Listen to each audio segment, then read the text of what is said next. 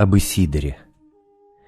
Некоторый муж по имени Исидор из князей города Александрии, за несколько лет пред сим отрекшись от мира, удалился в сию обитель. Всепреподобный пастырь он, приняв его, заметил, что он весьма коварен, суров, зол и горд.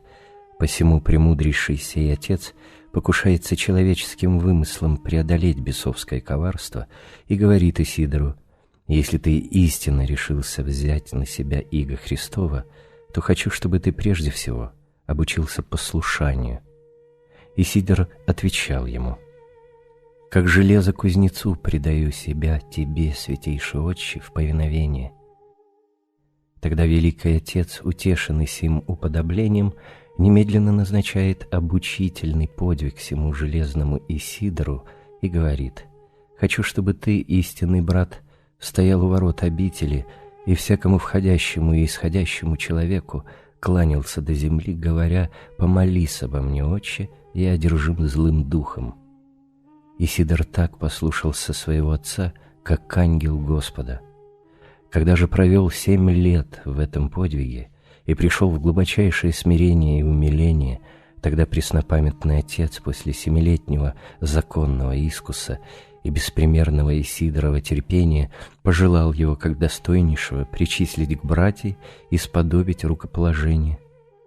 Но он много умолял пастыря, как через других, так и через меня немощного, чтобы ему позволили там же и тем же образом оканчивать подвиг, неясно намекая сими словами на то, что кончина его приближается и что Господь призывает его к себе, что и сбылось. Ибо когда учитель он и оставил его в том же состоянии, он по прошествии 10 дней через бесславие свое со славой отошел ко Господу, а в 7-й день после успения своего взял ко Господу привратника оной обители. Блаженный говорил ему при жизни: «Если я получу дерзновение ко Господу, то ты вскоре и там неразлучен со мною будешь». Так и случилось в достовернейшее доказательство непостыдного его послушания и богоподражательного смирения. Спросил я великого сего Исидора, когда он еще был в живых, какое во время пребывания его у ворот ум его имел делание. Достопамятный сей, желая оказать мне пользу, не скрыл от меня этого. Вначале, говорил он, я помышлял, что продал сам себя в рабство за грехи свои, и потому со всякою горестью, самонасилием и кровавым понуждением делал поклоны. По прошествии же года сердце мое уже не ощущало скорби, ожидая от самого Господа награды за терпение. Когда минул еще 1 год, я уже в чувстве сердца стал считать себя недостойным и пребывания в обители, и видения отцов, и зрения лица их, и причащения святых тайн, и, поникая очами долу, а мыслью еще ниже, уже искренно просил входящих и исходящих помолиться обо мне. О Лаврентии. Когда я однажды сидел за трапезою с великим сим настоятелем, он преклонил святые уста свои к моему уху и сказал: «Хочешь ли я покажу тебе в глубочайшей седине божественное мудрование?» Я просил его об этом, и преподобный отец позвал от 2-й трапезы инока по имени Лаврентий, который около 48 лет служил в той обители и был 2-м соборным пресвитером. Он пришел и, поклонившись игумену до земли, принял от него благословение. Но когда встал, то игумен ничего не сказал ему, а оставил его стоять перед трапезой не евши, обед же только начинался. Так он стоял 1 час или 2, и мне стало уже стыдно взглянуть на лицо сего делателя, ибо он был совершенно седой, имея уже 80-й год от роду. Он стоял таким образом без привета и ответа, пока обед не кончился, а когда встали, то преподобный послал его к вышеупомянутому великому Исидору сказать ему начало 39-го псалма. Я же, как лукавейший, не упустил случая испытать сего старца и спросил его, о чем он помышлял, стоя перед трапезою. Он отвечал: «Представляя себе пастыря в образе Христа, я никогда не помышлял, что получаю повеление от Него, но от Бога. Посему и стоял я, отче Иоанне, не как пред трапезой человеческую, но как пред жертвенником Божиим и молился Богу. И по вере и любви моей к пастырю я не имел против него никакого лукавого помышления. Ибо некто сказал: «Любы не мыслит зла». Впрочем, и то знаю, отче, что если кто предал себя простоте и добровольному незлобию, в том лукавый уже не находит себе места ни на мгновение. Об экономе. Каков был помощью Божией тот пастырь словесных овец, такого эконома послал ему в обитель праведный Господь, ибо он был целомудрен, как никто другой, и кроток, как весьма немногие. Однажды великий старец для пользы прочих притворно на него разгневался и приказал выслать его из церкви прежде времени.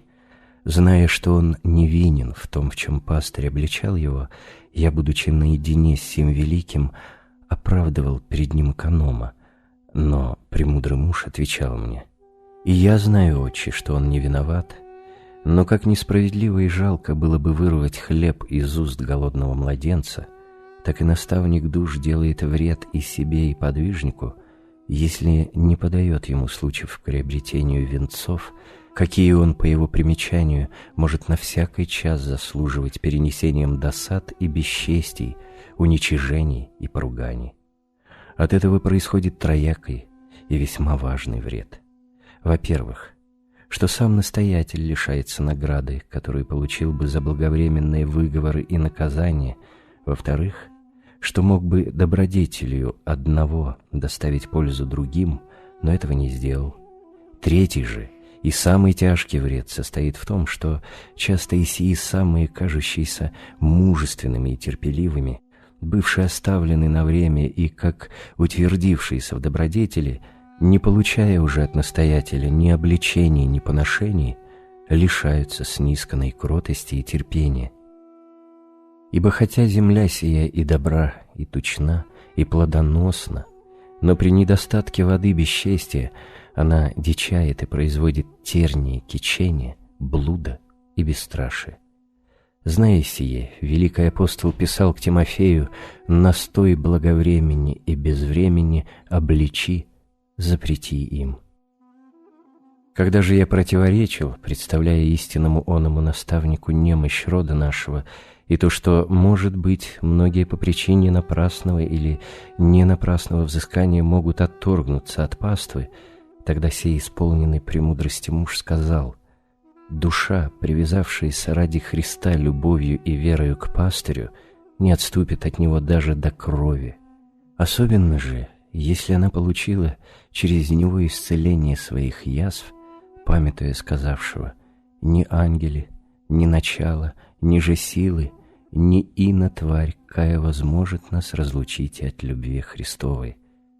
Если же душа не привязалась таким образом, не утвердилась, не прилепилась, то удивляюсь, если таковой человек нечетно пребывает в сем месте, будучи соединен с пастырем, притворным и ложным повиновением».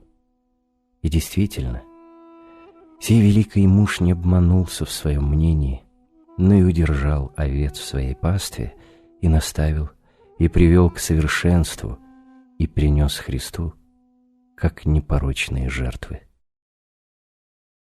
Об Авакире. Послушаем еще и подивимся премудрости Божией, обретающейся в скудельных сосудах. Находясь в той же обители, я удивлялся вере и терпению некоторых новоначальных и тому, как они с неутомимой твердостью переносили от настоятеля выговоры и укоризны, а иногда и отгнание, и терпели это не только от настоятеля, но и от других меньших. Для душевного назидания спросил я одного из братьев, уже 15 лет жившего в обители, по имени Авакир, которого, как я видел, почти все обижали, а служители едва не каждый день выгоняли из трапезы, потому что сей брат от природы был несколько невоздержан на язык. «Брат Авакир, — сказал я ему, — за что тебя всякий день выгоняют из трапезы, и я часто вижу, что ты идешь спать без ужина?» Он отвечал: «Поверь, отче, сии отцы мои искушают меня, точно ли я монах, и как они делают сие не вправду, то и я знаю намерения их и великого Отца, терплю все без отягощения. Вот уже 15 лет живу, имею сию мысль, как и сами они при вступлении моем в обители говорили, что до 30 лет искушают отрицающихся мира. И справедливо, отче Иоанне, ибо неискушенное золото не бывает чисто.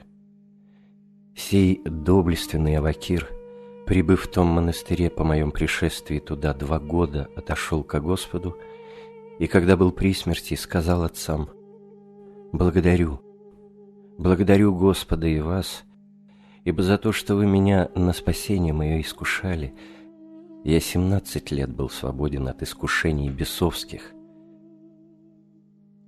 Правосудный пастырь повелел положить его как исповедника по справедливости со святыми, почивающими в том месте. Об архидиаконе Македонии.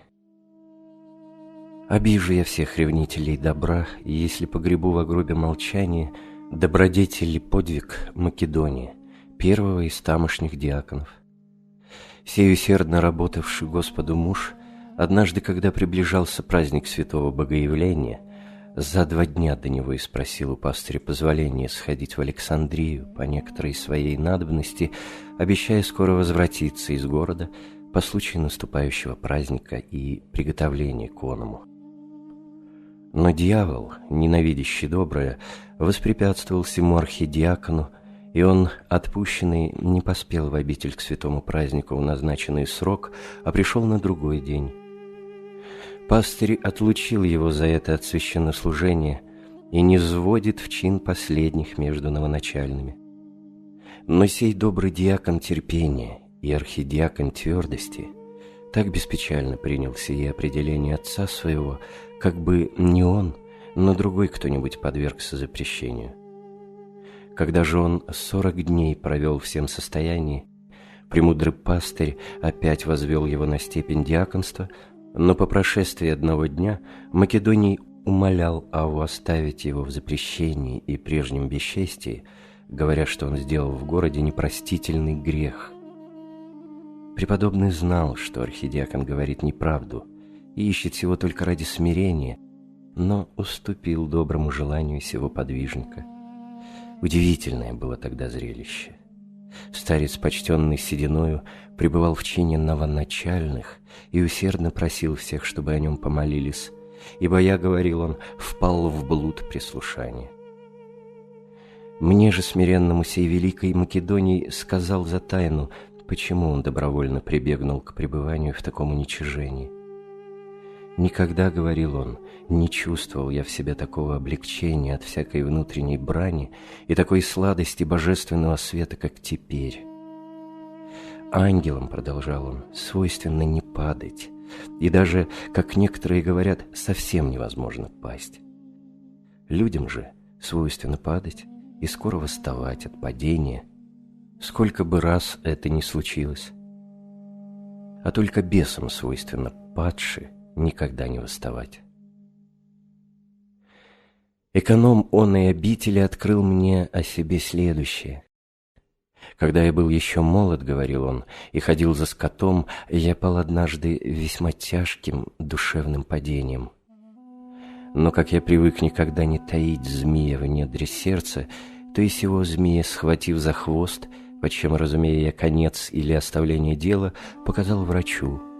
Он же с веселым лицом, тихо ударив меня по щеке, сказал: «Пойди, чадо, продолжай, как прежде, службу твою, и отнюдь ничего не бойся».